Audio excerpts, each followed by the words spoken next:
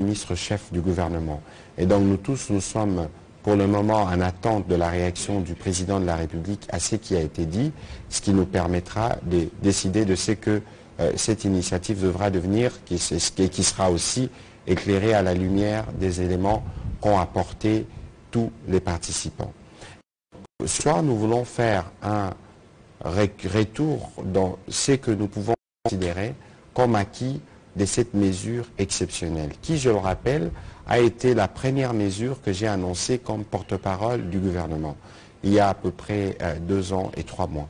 Et cette mesure visait, à travers l'ordonnance qui est venue spécifier, visait principalement le retour de la sécurité dans cette partie du pays, principalement dans les provinces du Nord Kivu et dans les provinces de l'Ituri.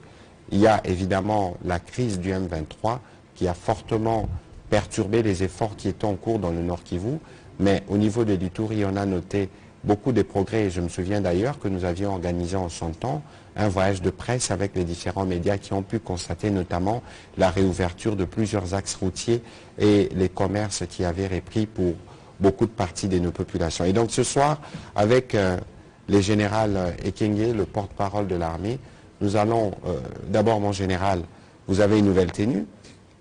Ce n'est pas celle que vous aviez la dernière fois. Oui, c'est la nouvelle tenue des forces armées, du moins pour les unités en garnison, puisque les unités en opération, ceux qui viennent de Goma, de Beni, ils ont vu ça, qui va continuer vers l'Ituri. Et dans les prochains jours, il y aura une tenue. Cette tenue va rester pour la force terrestre, et il y aura une tenue pour la force aérienne, une autre pour la force navale. Voilà, et donc nous sommes, vous le savez, dans un programme de montée en puissance de forces armées de la République démocratique du Congo.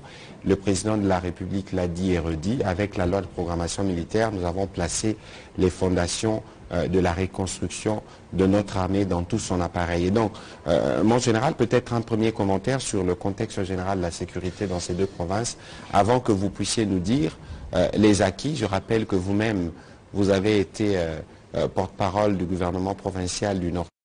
Votre élévation vous équipe. Peut-être que cela peut nous permettre de noter un certain nombre de choses qui peuvent être considérées comme des acquis. Évidemment, nous pourrons continuer par la liste d'une délégation pour participer au table ronde. Et je possibilité de poser la question. Mon général, vous avez la parole. Tout à fait, Excellence. L'état de siège a été proclamé par le président de la République, chef de l'État commandant suprême des forces armées, dans 2 contextes différents. Chaque province avait ses contextes. Et pour parler de l'Ituri, la dégradation de la situation sécuritaire a commencé à partir de décembre 2017.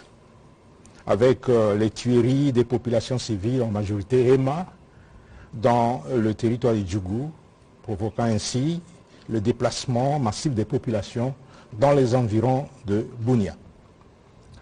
Il y a également l'émergence du groupe Codeco qui était à la base de ces atrocités, et cette émergence a donné naissance à d'autres milices locales, comme les FPIC Tignaklima, comme FPIC Tignaklima évoluait beaucoup plus vers le nord de Bunia, Mwanga, dans les environs de Mwanga, et aussi au sud de Bunia, dans les environs de Marabo.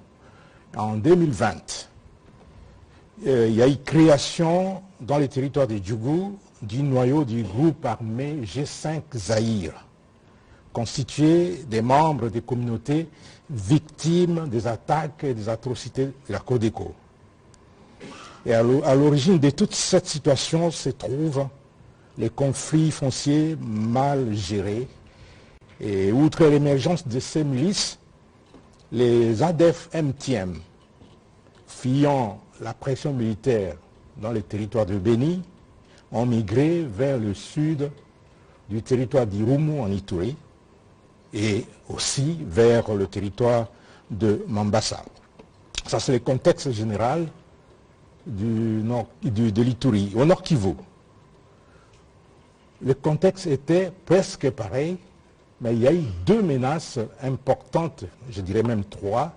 La première menace, c'est la menace ADF, MTM et des groupes armés supplétifs aux ADF, comme le Mai Mai Kiandenga et autres, qui terrorisaient la population, qui commettaient des exactions, des tueries dans le territoire de Beni et environ.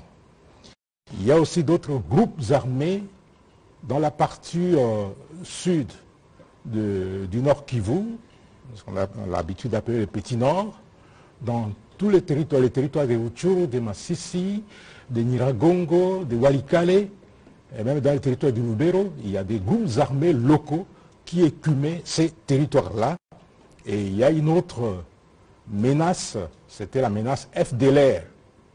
Et avec l'état des sièges, toutes ces menaces ont été circonscrites.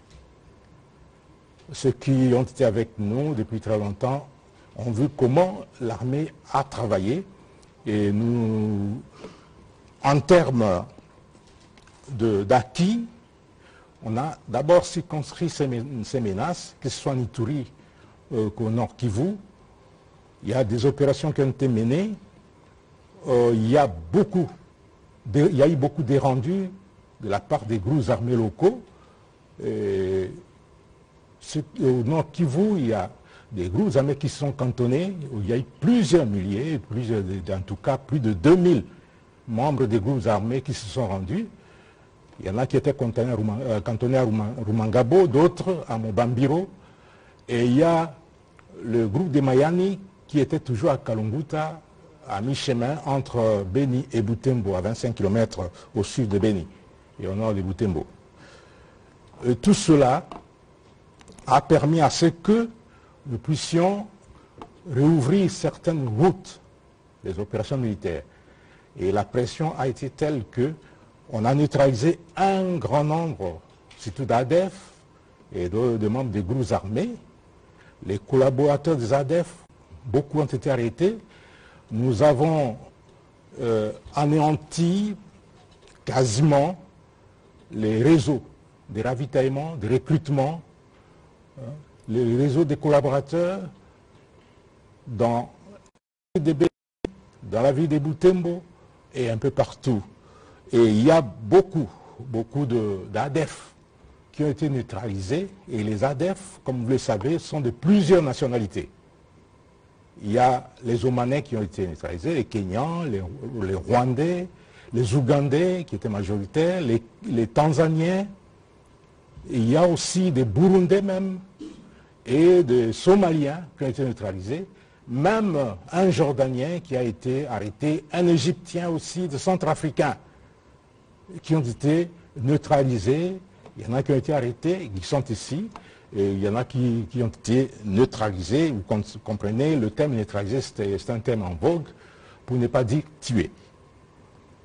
Et malheureusement, cette situation a été perturbée par l'agression rwandaise qui a permis d'occuper des pans de notre territoire, le territoire de Rutshuru, de Nyiragongo et de Masisi, et l'armée a été obligée de faire des ponctions, de faire des prélèvements au niveau de l'Ituri, au niveau de Beni et au niveau d'autres provinces, au point qu'il y a eu des zones lacunaires qui sont restées, et malgré ça, l'armée a fait son travail, et il y a des axes routiers qui ont été ouverts, il y a des routes qui ont été réhabilitées, il y a les activités agricoles qui ont repris un peu partout, et surtout dans les territoires de Beni. Mayangos a retrouvé son statut de grenier de Beni aujourd'hui, et il y a eu une réduction drastique des menaces un peu partout, mais malheureusement, l'agression rwandaise est venue remettre en cause tout ce travail réalisé.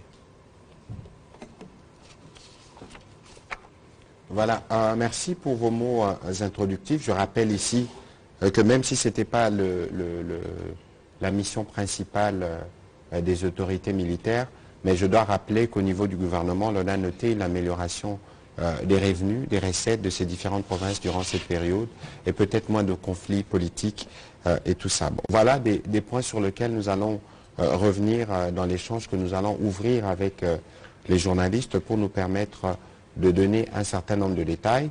Nous reviendrons encore sur ces sujets parce qu'en attendant que le président de la République puisse donner la ligne que nous suivrons, nous pensons qu'il est important, comme nous faisons habituellement, maintenant qu'on a moins de pression sur l'organisation des Jeux de la francophonie, de se focaliser sur ces sujets importants.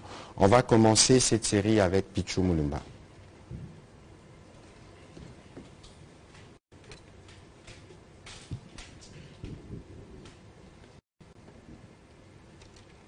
Merci, Monsieur le ministre, pour la parole. J'ai juste deux petites préoccupations. La première au porte-parole militaire de l'armée. Avec l'état des sièges, l'on note que des menaces ont été circonscrites, vous l'avez dit, des ennemis neutralisés, de reddition. Mais qu'est-ce qui sera fait au niveau de l'armée pour que ces acquis soient préservés, quelle que soit l'option qui sera levée sur cette question? Une dernière préoccupation au ministre. D'après le secrétariat d'État américain, le secrétaire d'État américain Anthony Blinken, il y a une tension à la frontière entre la RDC et le Rwanda et qu'il faut une désescalade. Quel commentaire faites-vous de cette réaction? Bon, écoutez, je suis un peu surpris par cette déclaration des autorités américaines, simplement parce que les généraux les diront mieux que moi. Lorsque vous parlez de la frontière entre la RDC et le Rwanda, mais la frontière, elle est tenue par qui actuellement? Ce n'est pas la force régionale. Et donc, de quelle tension on parle? De quelle tension on parle dans ces contextes, premièrement? Deuxièmement, je ne pense pas qu'il y a matière à désescalade ici. Parce que ça fait plus ou moins plus d'une année que nous avons commencé un processus de discussion avec toutes les parties prenantes pour aboutir à ce qu'on a vu en novembre de l'année dernière qu'on appelle l'accord de Luanda, qui fixe le cadre qui permet le retour de la paix.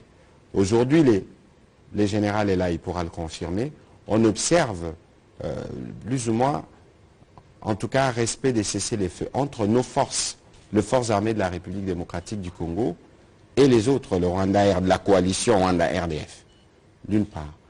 Deuxièmement, on a fait beaucoup de discussions, notamment avec la force régionale, sur le programme de pré-cantonnement. Aujourd'hui, ça fait 5 mois, 5 semaines plus tôt, que tous les matériels a été apprêtés parce que le gouvernement s'était engagé à faire sa part pour aménager les sites de Rumangabo qui a été choisi pour les pré-cantonnements.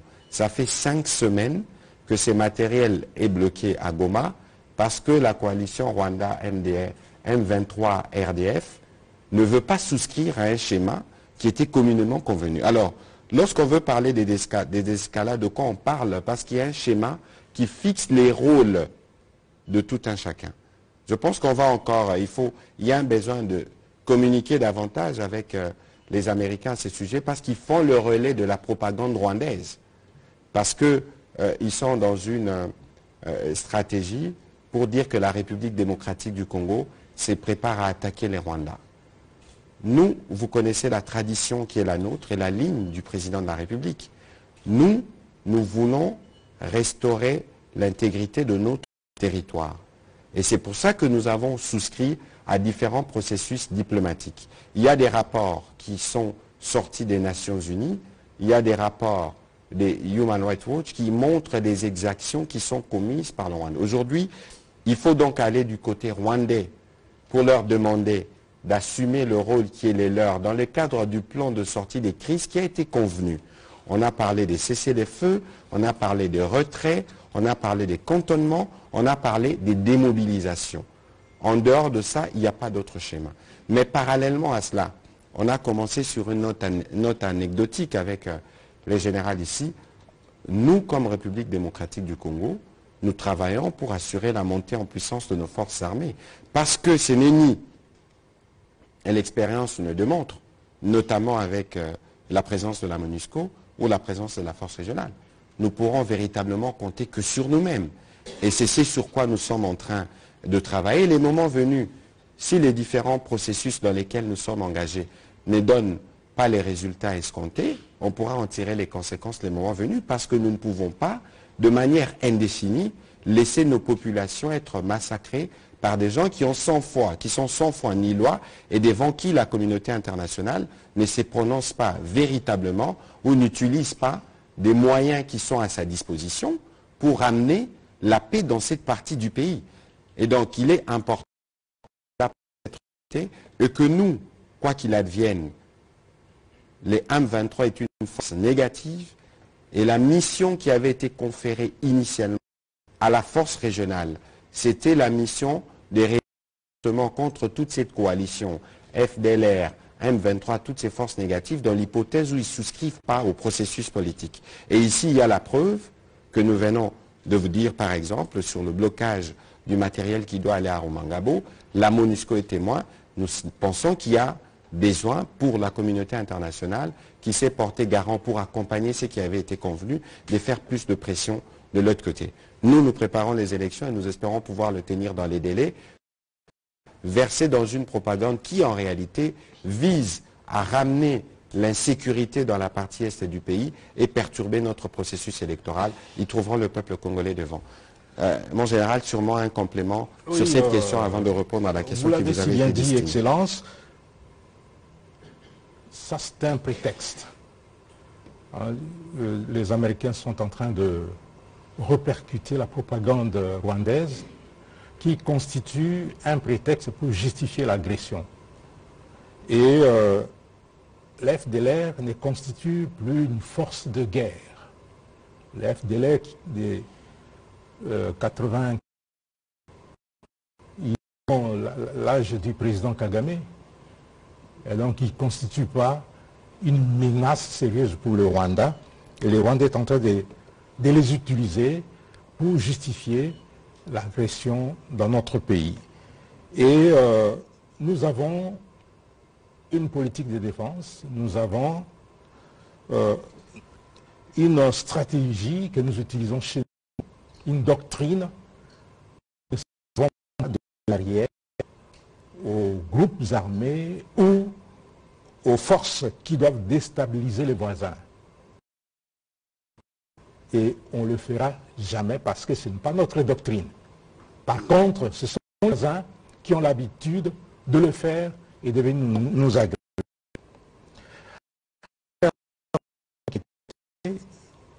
Comment sauvegarder les acquis de l'état des sièges? Eh bien, Excellence, Monsieur le ministre vous l'a dit, la meilleure façon de sauvegarder ces acquis, c'est d'assurer la montée en puissance des forces armées de la République démocratique du Congo. Et en cette matière, rassurez-vous, la République démocratique du Congo a mis tous les moyens. Le président de la République, chef de l'État, commandant suprême de notre armée, et le gouvernement de la République ont mis tous les moyens pour que les FARDC montent en puissance. Et nous nous préparons pour que cette montée en puissance soit effective, et je ne vous en dirai pas plus. Voilà, on va prendre la question de Marlon Kacham.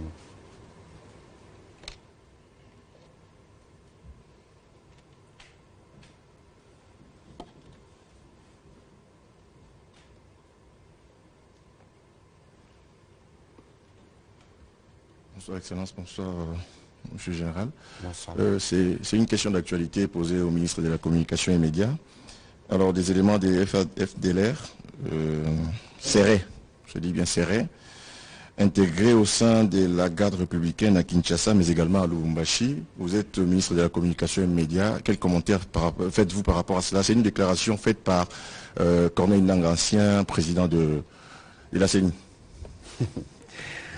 Bon, écoutez, c'est une déclaration qui me fait rire. Je pense qu'il y a moyen pour lui, et je le lui dirai aussi, de se reconvertir en politique. Mais pour se reconvertir en politique, il faut savoir s'informer.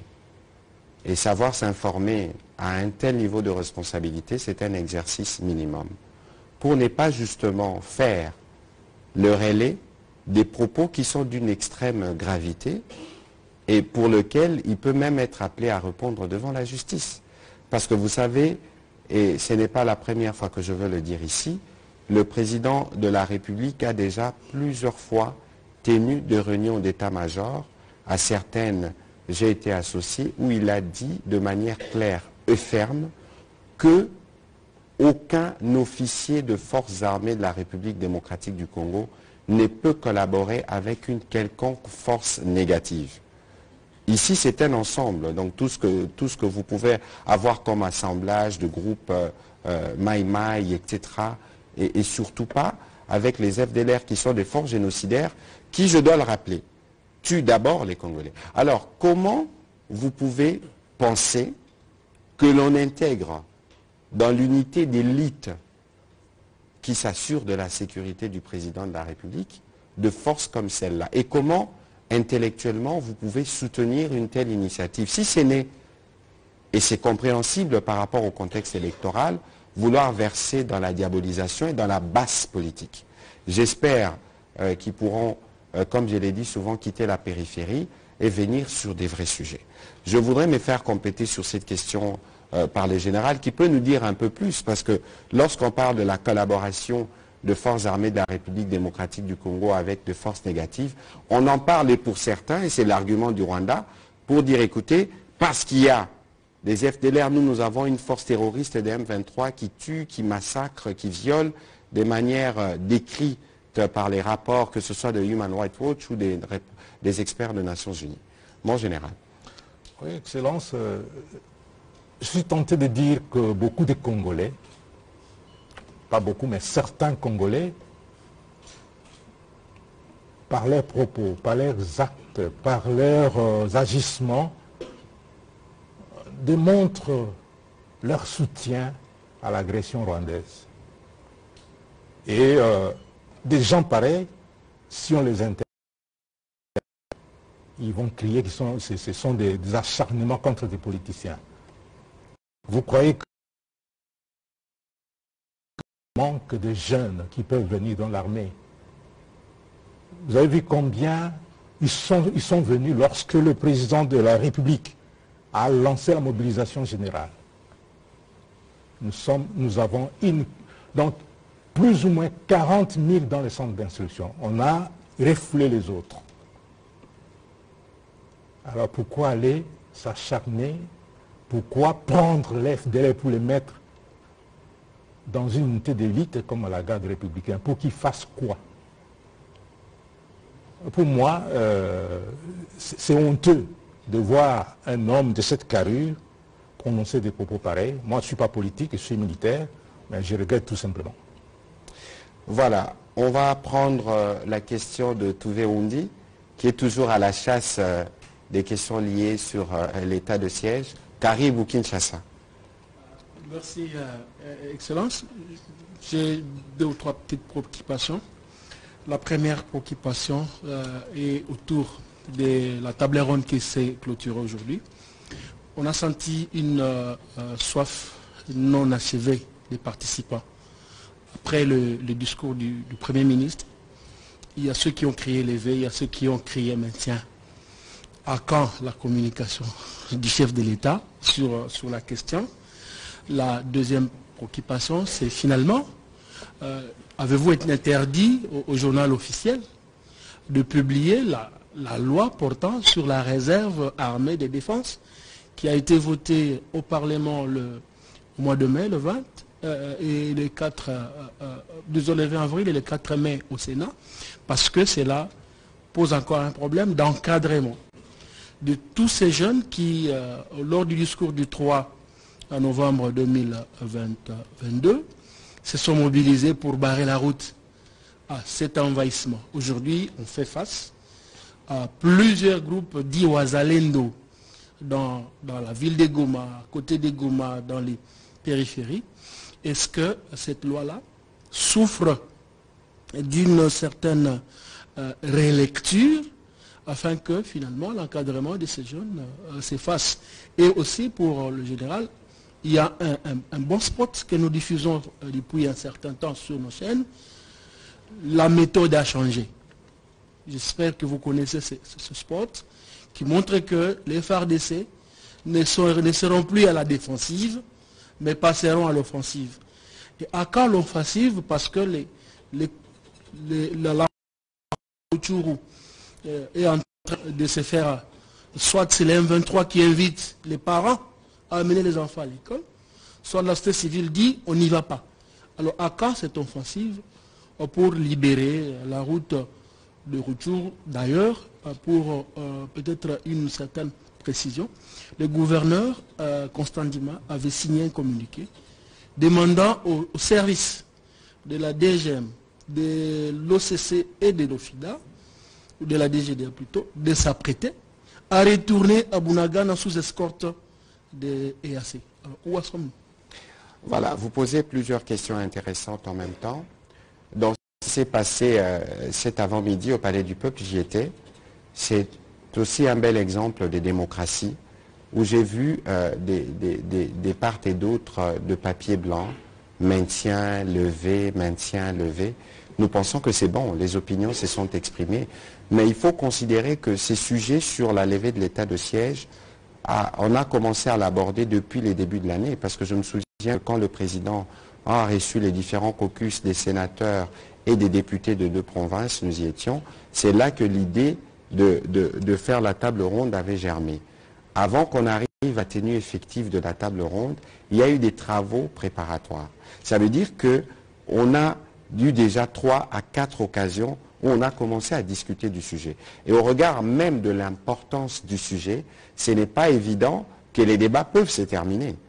Et donc aujourd'hui, mais malheureusement, il y avait la contrainte du calendrier qui faisait que l'essentiel de travaux, l'essentiel de points ont été coulés en termes de recommandations. Bon, le président de la République qui se trouve ce soir à Luanda pour le passage du bâton de commandement de la SADC pourra, en son temps, tirer les conséquences de propositions qui lui ont été faites. Ici, il faut savoir qu'il y a l'impératif de la sécurité demeure. Dans un contexte où vous avez des voisins qui sont belliqueux, qui en réalité préparent la guerre ou préparent à maintenir cette partie du pays dans une situation d'insécurité, et nous devons donc rester vigilants. Nous avons des impératifs, notamment ceux des portant sur l'organisation des élections, etc. Et nous avons, évidemment, nous sommes attentifs sur tout ce qui a été dit. Donc il faut arriver à prendre des mesures qui permettent de contenir tout cela et d'encadrer le processus qui suivra. Et pour ça, nous pouvons tous faire confiance au président de la République qui réagira, évidemment, dans son temps. Sur la deuxième question, d'ailleurs, aujourd'hui, je devais voir les directeurs du journal officiel parce que même la loi sur la presse n'a pas encore été promulguée. Et donc, il ne faut pas considérer que si cette loi sur la réserve n'a pas encore été promulguée, il y a des pesanteurs. Ici, j'ai l'impression que beaucoup de gens n'ont pas compris la philosophie de cette réserve. C'est une réserve, on dit réserve, on ne dit pas armée. Et pour aller dans la réserve, il faut lire la loi. Il y a des conditions. Ce ne sera pas un dépotoir. Ce ne sera pas n'importe quel quidam qui a touché une arme un jour, qui va venir parce qu'on a parlé des réserves. Je me jette dedans. Non. Il y a un processus de vetting qui va supposer qu'on sache, vous venez d'où, quel âge avez-vous, qu'est-ce que vous avez fait, quelles sont les informations qu'il y a pour vous. Et donc cette réserve-là n'a pas été conçue ou faite pour être un assemblage de tous ceux qui touchent aux armes et qui pensent. Non, il faut tout de suite tuer cette campagne, nous savons d'où elle est venue, pour essayer de salir cette initiative. Vous pouvez faire partie de la réserve, M. Touvé. Pourquoi pas moi-même faire partie de la réserve? En cas de besoin, l'armée peut requérir mes services si je peux le rendre. Pourquoi pas? Il ne faut pas considérer qu'il y a une quelconque pesanteur. Dès lors que la loi a déjà été adoptée ou promulguée au Sénat, il y a sûrement des questions administratives. Mais ici, je reviens sur la nécessité de comprendre la philosophie de cette loi qui vise à avoir des personnels en plus pour venir en appui à notre armée. Vous connaissez l'étendue du pays, vous connaissez les enjeux, on a besoin d'avoir du personnel. Voilà, peut-être que le général pourra compléter. Sur votre question par rapport à la rentrée scolaire, il est prévu un briefing avec le ministre de l'EPST et nous avons prévu de revenir sur cette question-là parce qu'il est hors des questions que les forces terroristes qui occupent indûment nos territoires pensent pouvoir convoquer nos enfants à l'école. Merci. La question sur la loi de la réserve armée, vous l'avez si bien abordée. Je répète ce que le ministre a dit. Ce n'est pas tout le monde qui peut venir et puis entrer pour servir des réserves. Il y a des conditions et il faut remplir ces conditions-là. Et les premiers à remplir les conditions, ce sont les gens, les retraités, qui sont partout dans le monde. Les retraités, en France, on parle de 2S, donc quelqu'un qui est à la retraite. La réserve de l'armée. Vous voyez ce qui se passe en Israël. Quand il y a la guerre, on rappelle tout le monde. Les retraités, ceux qui ont fait les services minimums de l'armée, comme les gens qui font les services obligatoires. Il y a quelque chose qui a été prévu ici chez nous pour les gens, pour les universitaires qui vont passer un service minimum pour connaître le b.a.-ba de l'armée. Ces gens-là, on peut les récupérer et aussi la loi va définir ça. Mais il y aura également des textes d'accord pour définir les conditions d'adhésion à cette réserve de l'armée. Il y a quelque chose que j'ai oublié de dire lorsqu'on a parlé du tweet du secrétaire d'État américain, que la frontière, notre frontière avec le Rwanda est totalement contrôlée par l'armée rwandaise. Le ministre l'a dit, et la force de l'EAC. Les FARDC ne sont pas là. Et comment les FARDC vont planifier une attaque, fût-elle avec les FDLR? S'il y a les FDLR, les Rwandais sont là pour combattre les FDLR. Et ils sont dans notre territoire, là où il y a les FDLR. Ça, c'est un faux problème. La méthode a changé à quand l'offensive pour libérer la route de Rutshuru. Le gouvernement a signé une note pour demander à tous les services à prêter pour être déployés à Bunagana. C'est tout à fait normal. Toute cette partie-là ne restera pas éternellement occupée. Nous nous préparons pour récupérer notre territoire. Et demander aux militaires à quand l'offensive, c'est trop demander. Puisqu'un militaire ne vous dira jamais quand est-ce qu'il va mener l'offensive. Merci. Mais alors, si je peux me permettre un commentaire sur le sujet, il y a un plan. Je reviens encore sur ce qui avait été prévu à Luanda. On a parlé de cessez-le-feu, on a parlé de retrait, on a parlé de cantonnement, on a parlé de démobilisation. C'est les schémas dans lesquels nous avons souscrit. Et même si le général ne peut pas dire ce qu'ils ont dit, mais ici il y a une option, celle que nous avons choisie, c'est la voie de la diplomatie qui nous permet, vous venez du Nord Kivu, vous avez été témoin, nous étions là, de la situation humanitaire qui est déjà celle-là. Et donc toute opération militaire, avant que nous, on l'amène sur notre territoire, nous regardons le prix que cela coûte en des vies humaines. Et donc si aujourd'hui nous faisons preuve en face de cette situation qui dure depuis des mois, c'est parce que justement nous pensons que par cette voie-là, on peut atteindre les résultats, mais nous n'attendrons pas indéfiniment. C'est évident. On va prendre la question de Jacques Amboka.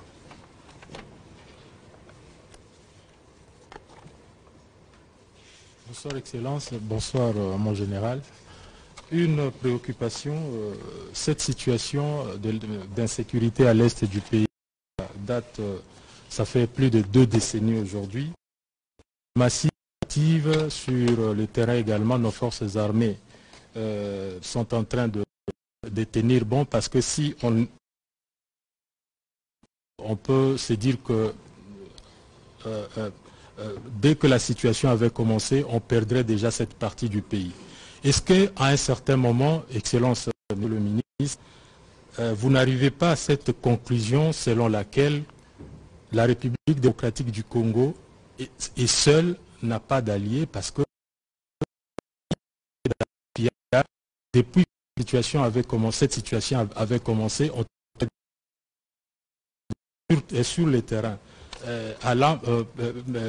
abordant presque dans la même direction, est-ce que vous ne vous rendez pas compte que malgré que vous pouvez avoir des alliés, les armées des autres pays, mais sur le terrain, il y a cette réalité qui peut vous pousser à conclure que les forces armées combattent seules, il n'y a pas des alliés, parce que si justement il y avait des alliés, on trouverait déjà solution.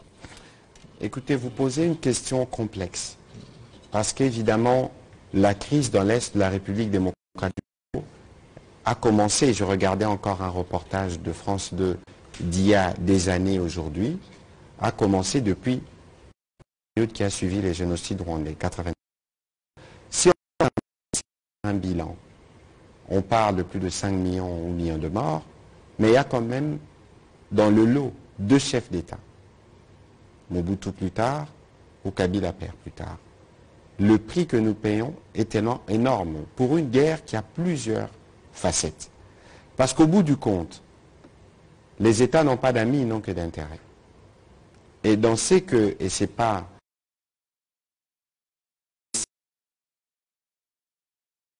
que notre pays était. Par exemple, moi j'ai eu le privilège, quand j'étais parlementaire, de faire partie d'une commission qui a fait l'audit de tout ce que nous faisions à travers la CEPGL. Les Rwandais et les Burundis vivaient essentiellement grâce aux Zaïre. C'est de l'histoire. Et aujourd'hui, tout s'était fait comme objectif de fragiliser les grands Zaïre pour penser qu'ils puissent continuer, qu'ils puissent se construire. Et c'est ce que le Rwandais...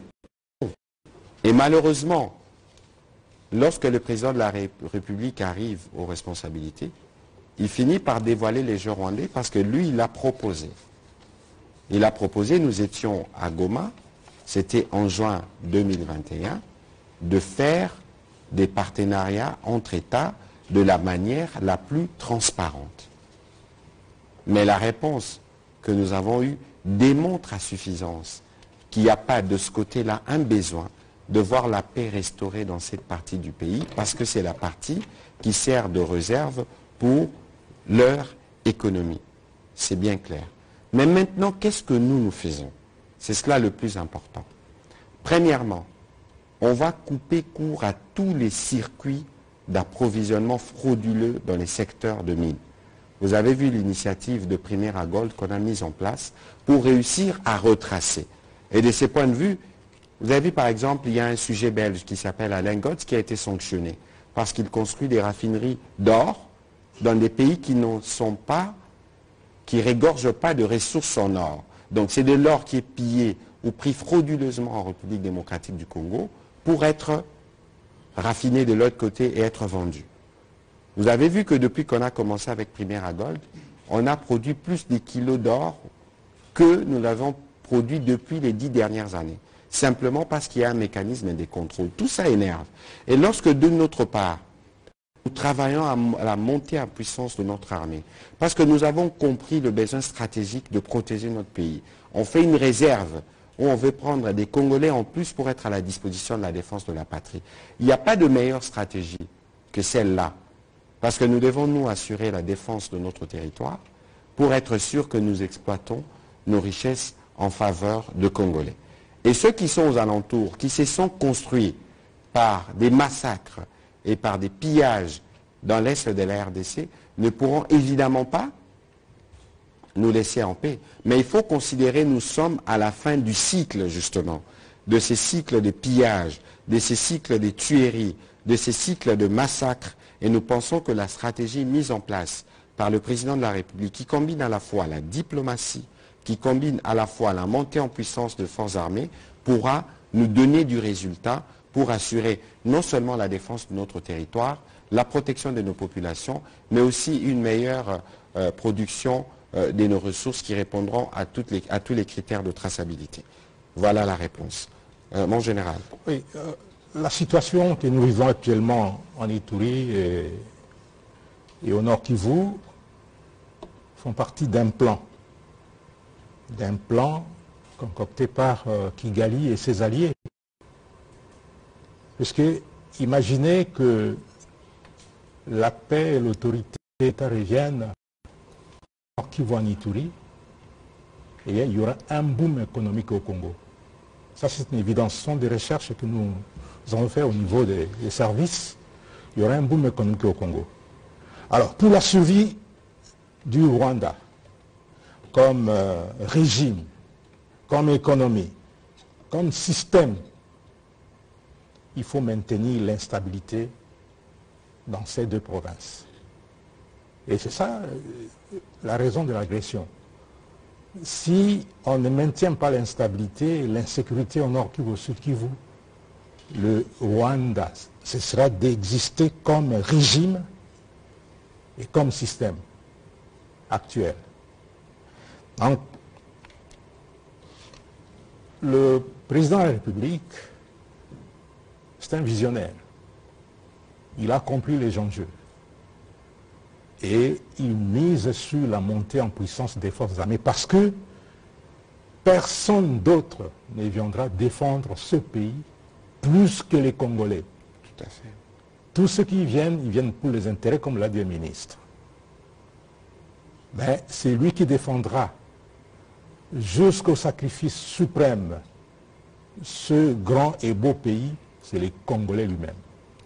Donc la meilleure façon de pérenniser les acquis de l'état des sièges, la meilleure façon de développer notre pays, c'est d'avoir une armée bien formée, bien équipée, bien entraînée.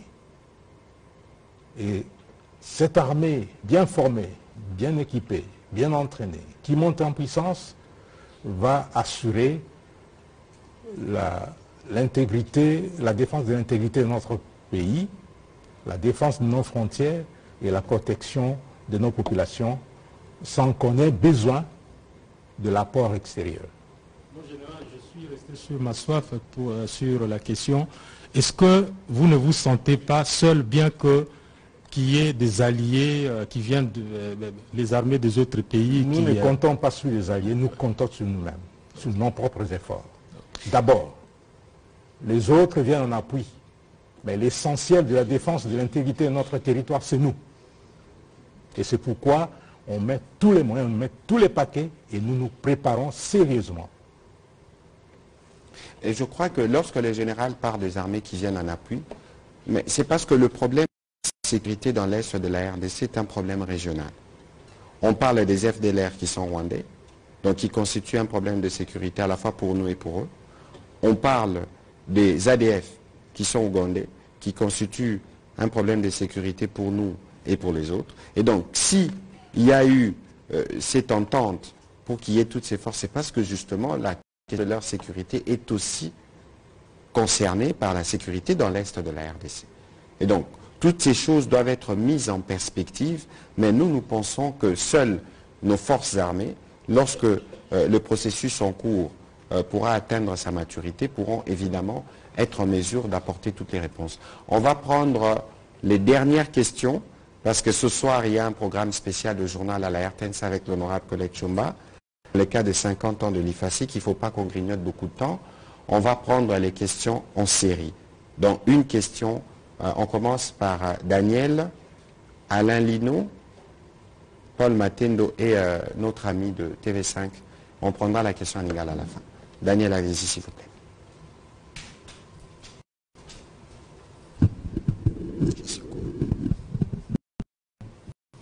Bonsoir, Excellence. Bonsoir tous les confrères. Ma première question, je la pose au général. Mon général, nous avons vu les rebelles 23 porter la tenue qui porte l'hymne des unités de FARDC ici en RDC, seulement quelques jours après sa sortie. Quelle garantie ou quelle précaution vous avez prise pour que cette même tenue, celle que vous nous montrez aujourd'hui, ne subisse pas les mêmes sorts? La deuxième question, il s'observe aujourd'hui sur les fronts, sur les camps rebelles et les FARDC, les Ouazalendo prennent les devants. ils combattent actuellement les M23. Mais en combattant les M23, ils commettent des exactions.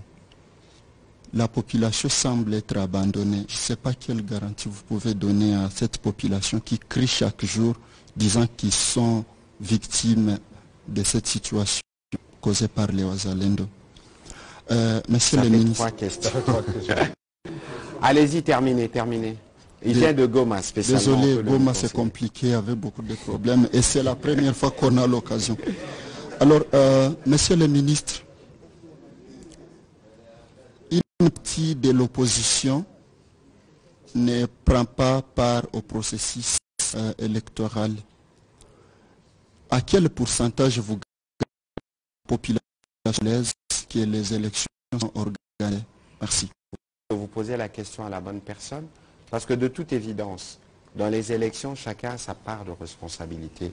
Pour ce qui nous concerne comme gouvernement, nous mettons les moyens à disposition, nous travaillons sur un plan de sécurisation des élections et pour le moment, et c'est toute la sensibilité des sujets que nous abordons, parce que nous tenons impérativement à ce que nos populations des territoires sous occupation dans le Masisi Rutshuru puissent voter, puissent être enregistrées.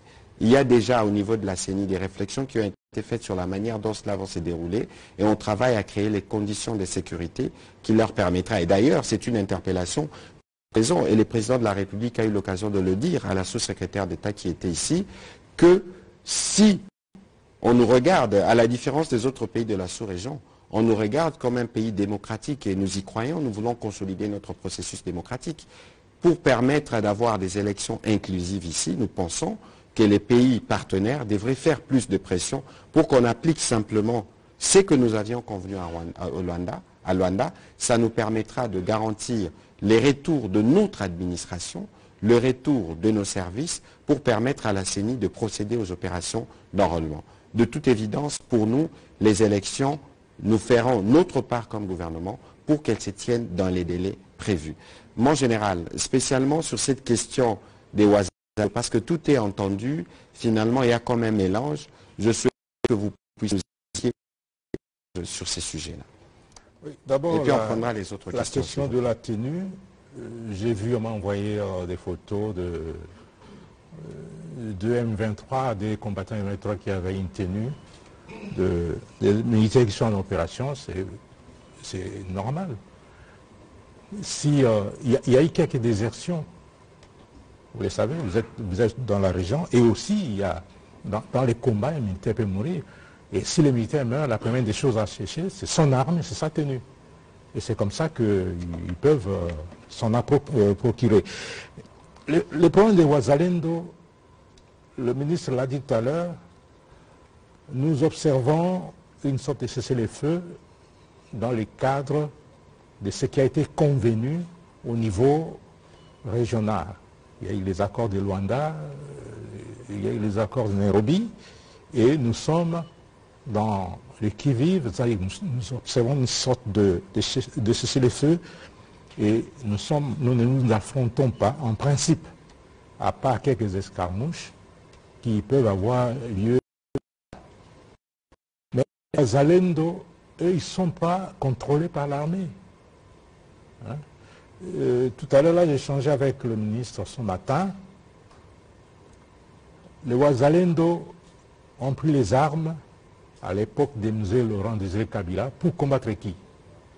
Pour combattre les agresseurs. Et maintenant que les conditions qui ont favorisé leur création reviennent, ils sont dans leur droit de défendre leur patrie. Mais ce sont les exactions, et vous avez suivi qu'il y a eu même des escarmouches entre les FARDC et les Wazalendo sur la route de Kilolurwe, et on a dû récupérer les vaches et arrêter même les quelques Wazalendo qui sont aujourd'hui détenus et entendus. C'est pour dire que nous ne pouvons pas cautionner ces genres d'attitudes. S'ils sont là pour défendre leur pays, ils ne peuvent pas s'attaquer à la population ou au bien de la population, ça c'est strictement interdit. Voilà, merci. Merci beaucoup, Monsieur le Ministre. Je m'appelle Paul Matendo. Question au général. Vous avez parlé de la multiplication des forces des groupes armés pendant l'état de siège. Plusieurs sources disent que des sièges c'était prévisible, tout simplement parce que les forces armées sont très infiltrées. Est-ce que vous avez la même impression? Monsieur le ministre, vous avez aussi... Une question, Monsieur Paul Matendo, s'il vous plaît. Une question sous l'angle économique. Vous avez dit que l'un des acquis de l'état de siège, c'est l'amélioration des recettes. Quelques jours avant la tenue du forum, le mouvement citoyen Lucha a recommandé au gouvernement de mettre sur pied la politique d'allègement fiscal et de redressement économique pour permettre aux gouverneurs civils et aux opérateurs économiques de récupérer les temps perdus pendant l'état de siège. Ça vous inspire quel commentaire? Merci. Aucun. Merci. Là, nous parlons des acquis de l'état de siège. En entendant que le président de la République se prononce, les téléspectateurs aimeraient savoir quelle a été la tendance dégagée, la majorité. Il y a eu des commissions, maintien, levée ou réqualification. Nous avons l'impression d'aborder, en fait, rencontrer aujourd'hui des différentes commissions, parler presque le même langage en ce qui concerne cette levée de mesures de l'état de chefs.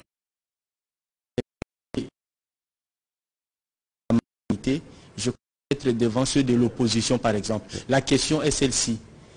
Est-ce que les téléspectateurs peuvent, à partir de maintenant, avoir une idée sur la tendance dégagée? Est-ce qu'il s'agit de la levée de la majorité? Je crois qu'il ne faut pas qu'on aille dans la philosophie ou dans les spéculations. Les travaux, d'abord sur cette question de la sécurité, il n'y a pas d'opposition ni de majorité. Il faut que cela soit bien clair. Il faut savoir aussi que l'idée de l'état de siège a été une idée qui est venue de la base parce qu'il y avait un besoin de répondre à un problème de sécurité. Et donc, nous sommes ici dans un contexte où nous voulons construire une solution d'ensemble. Et je vous ai déjà donné la réponse tout à l'heure lorsqu'on dit tout a été destiné au président de la République qui était là à l'ouverture. N'eût été le voyage à Luanda, il aurait été aussi là à la clôture. Il y a des voix des uns qui sont pour, des uns qui sont contre. Ne spéculons pas, parce que nous avons ici le président de la République qui a des éléments de ceux qui étaient dans la salle et de ceux qui sont restés en Ituri, dans les Nord Kivu, et des compatriotes, parce qu'on a associé des gouverneurs d'autres provinces qui peuvent aussi avoir un mot à dire. Je pense qu'ici, la table ronde a eu lieu, les recommandations ont été formulées, attendons la réponse du président de la République. Merci. Merci. Échec prévisible de l'état d'essai. Prévisible. Ça, c'est un qualificatif un peu compliqué. Mais c'est selon. Ça dépend de quel camp on se trouve.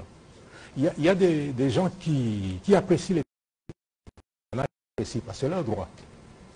Mais le mal est qu'on s'attaque aux gouverneurs, c'est ces gouverneurs qui ont demandé l'instauration de l'état d'essai, alors que son Excellence vous l'a dit, c'est la population à la base qui a demandé ça, et le chef de l'État l'a matérialisé.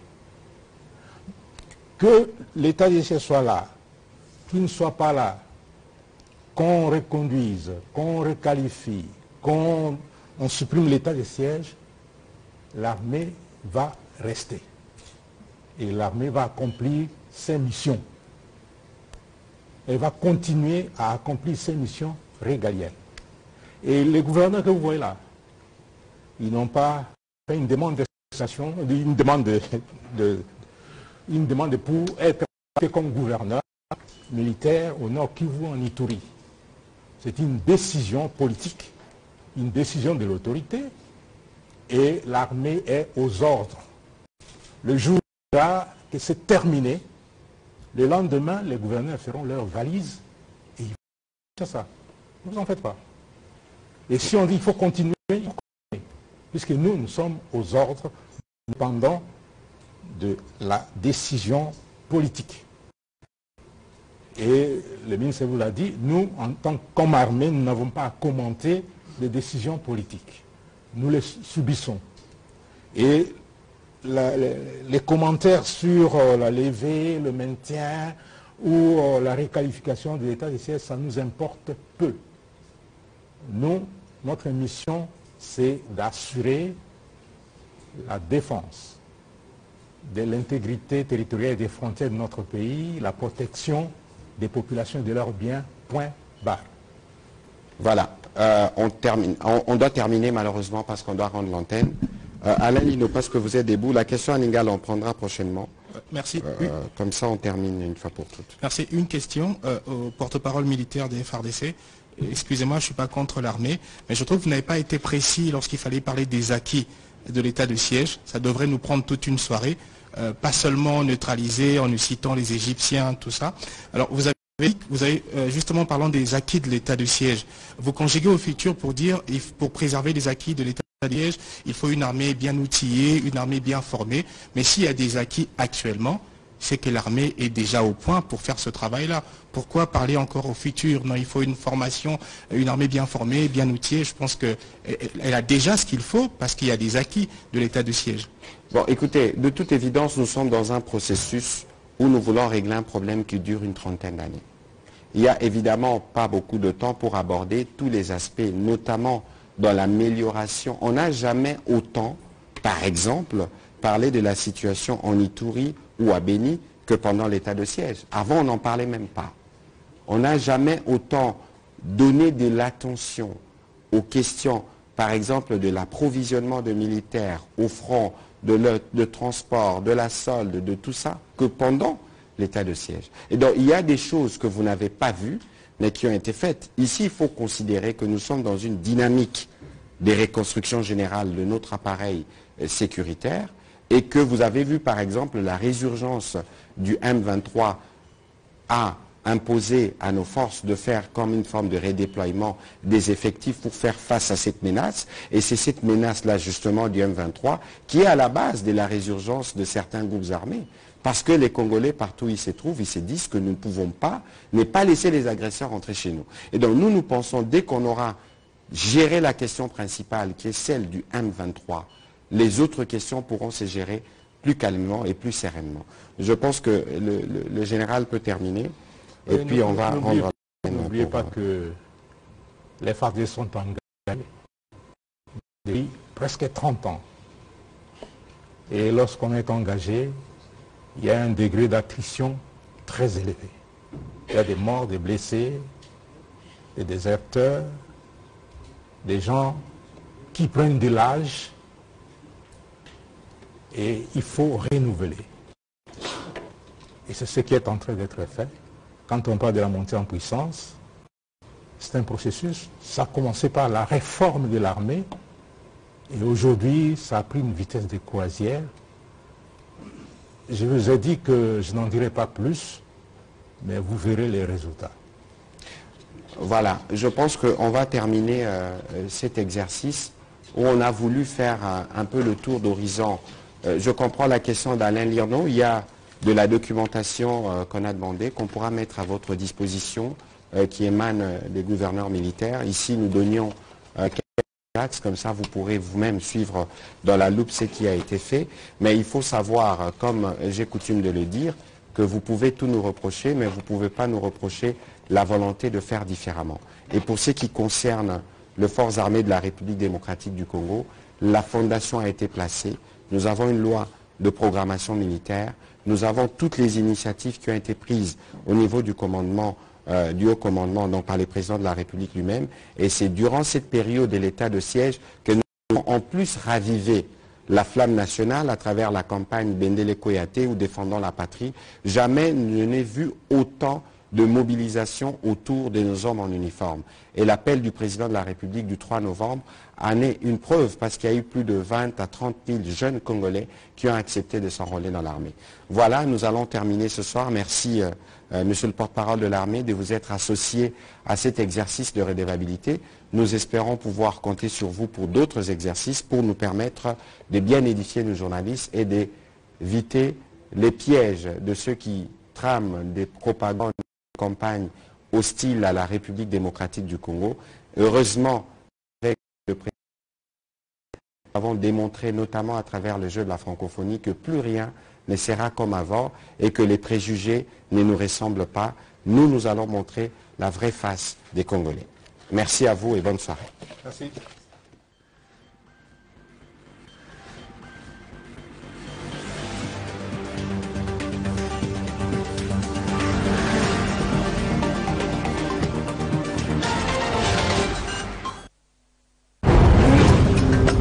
Arrêtons au tribalisme. Protégeons notre diversité culturelle. Notre Congo, toujours liboqué. L'Institut facultaire des sciences de l'information et de la communication IFASIC a 50 ans et les célèbre avec la radio-télévision nationale congolaise. Durant tout le mois d'août, retrouvez des programmes ludiques avec des légendes de la télévision et de la radio formées à l'IFASIC, des journaux parlés et télévisés, l'animation des tranches matinales et d'autres émissions, des activités sportives et culturelles et bien sûr musicales. Rendez-vous le 2 septembre à l'RT, le bal dansant des célébrations avec Zaïko Langalanga, Jano Bombenga et son groupe Vox Africa, Isti Musica et autres groupes surprises. 50 ans d'existence à ce fait, IFASIC, premier producteur des professionnels de médias en RDC. À suivre ce mercredi 16 août 2023 à 20h. La grande édition